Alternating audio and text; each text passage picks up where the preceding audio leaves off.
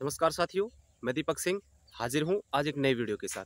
साथियों, आज हम इस वीडियो के माध्यम से मैं जो चर्चा करूँगा वो करूँगा कि वर्मी कंपोस्ट जो है उसको बाजरे की खेत में मैंने प्रयोग किया है तो उसका क्या प्रभाव बाजरे की खेत में रहा है। आज मैं आपको दो खेत दिखाऊंगा, जिसमें एक जो खेत है वो मेरा अपना है जिसके अंदर मैंने वर्मी कंपोस्ट का प्रयोग किया है।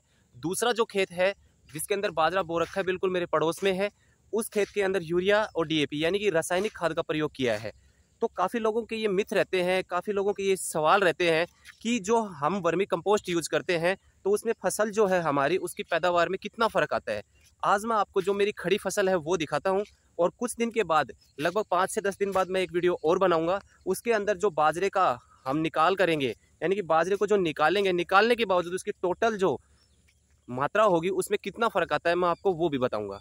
तो सबसे पहले मैं आपको दिखाता हूं कि जो खेत जिसमें मैंने वर्मी कंपोस्ट यूज कर रखा है मैं आपको वो दिखाता हूं। ठीक उसके बावजूद जिस खेत के अंदर केमिकल्स खाद का प्रयोग किया गया है यानी कि यूरिया और डीएपी का प्रयोग किया गया है, फिर मैं आपको वो खेत दिखाता हूँ। तो चलिए दिखाता हूँ मैं आपको वो खेत। तो साथियों, ये मेरे बाजरे का खेत है।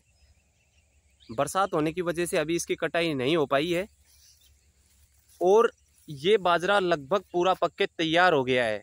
इस बाजरे के अंदर मैंने थोड़ा सा भी यूरिया और डीएपी प्रयोग नहीं किया है, इसमें केवल और केवल वर्मी कंपोस्ट का प्रयोग किया गया है। प्योर ऑर्गेनिक बाजरा है। मैं आपको इसका पकाव दिखाता हूं। जैसा कि आप देख पा रहे हो, देखो कितनी अच्छी इसकी पकाई हो चुकी है। कल परसों में इसकी मैं कटाई करवाऊंगा और फिर 1 से 2 दिन बाद इस बाजरे को मैं निकलवाऊंगा। अब मैं आपको दिखाता हूं कि जो दूसरा एक खेत है यहाँ पे जिसके अंदर यूरिया और डीएपी का प्रयोग किया गया है। इधर ये मेरी यूनिट है, इसके बिल्कुल साइड में आधा किला बचा हुआ था। उस आधे किले में मैंने ये बाजरे की फसल उगाई थी और अब इस बाजरे के कटाई के बावजूद जो आगे काम चलेगा तो मैं यहाँ पे बेड और भी लगाऊंगा।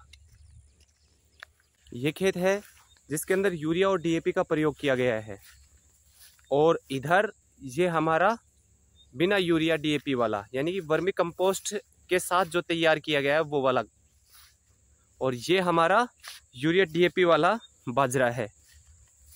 इसका भी पकाव की अगर बात करें तो लगभग ये पक के तैयार हो चुका है, इसकी भी कटाई होने वाली है।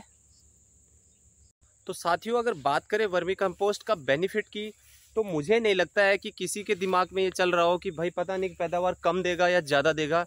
धीरे धीरे अगर इसका प्रयोग किया जाता है, एक बिल्कुल पैटर्न के हिसाब से अगर चला जाए तो 1 से 2 साल में जो इसकी यील्ड है, पैदावार जो आती है हमारी फसल की, उसमें बिल्कुल भी फ़र्क नहीं आएगा। स्टार्टिंग में ज़रूर मैं मानता हूँ कि हल्का फुल्का फ़र्क आता है। तो साथियों, जो बाजरे की फसल मैंने आपको दिखाई उसमें 2 खेत मैंने आपको दिखाए हैं। एक खेत में यूरिया डीएपी यानी केमिकल खाद का प्रयोग किया गया है और एक जो मेरा अपना खुद का खेत है जिसके अंदर मैंने किसी भी प्रकार का कोई केमिकल यूज़ नहीं किया, सिर्फ और सिर्फ वर्मी कंपोस्ट यूज़ किया है। अब ये जो दोनों खड़ी फसल हैं 1-2 दिन में इनकी कटाई हो जाएगी और कटाई होने के बावजूद जब इनको निकलवाते हैं तो इनकी जो पैदावार है उसमें कितना फ़र्क आता है मैं उसके बारे में भी आपको बताऊंगा। क्योंकि काफ़ी लोग हैं जिनके मेरे पास कमेंट्स आते हैं या फिर मेरे से पूछते हैं कि भाई कि जब हम वर्मी कंपोस्ट का प्रयोग करते हैं तो पैदावार में क्या फ़र्क आता है, कम होती है या फिर ज़्यादा होती है। तो उसके बारे में मैं आपको बताऊँगा कि हमारी जो पैदावार है वो कम हुई है या ज़्यादा हुई है। खड़ी फसल को देखने के हिसाब से अगर हिसाब लगाया जाए तो मुझे नहीं लगता कि कुछ ज़्यादा फर्क आएगा, क्योंकि जब केमिकल खाद को हमने घेर घेर के धरती को इतना ख़राब कर दिया है, उसकी आदत को बिगाड़ दिया है, तो स्टार्टिंग में हल्का फुल्का फ़र्क आता है। लेकिन एक अच्छे तरीके से, जो कि तरीका ये है कि साल बाई साल हम वर्मी कंपोस्ट का प्रयोग करते रहें और साथ में यूरिया डीएपी का प्रयोग है वो कम करते लेके आएँ, तो हमारी जो पैदावार है उस पैदावार में किसी प्रकार का कोई प्रभाव नहीं पड़ता है। तो साथियों, जल्दी ही मैं आपके लिए एक नया वीडियो बनाऊंगा। उस वीडियो में मैं आपको बताऊंगा कि जो हमारी पैदावार हुई है उसमें कितना फ़र्क आया है। तो जल्दी हाजिर होता हूं साथियों एक नए वीडियो के साथ। तब तक के लिए नमस्कार।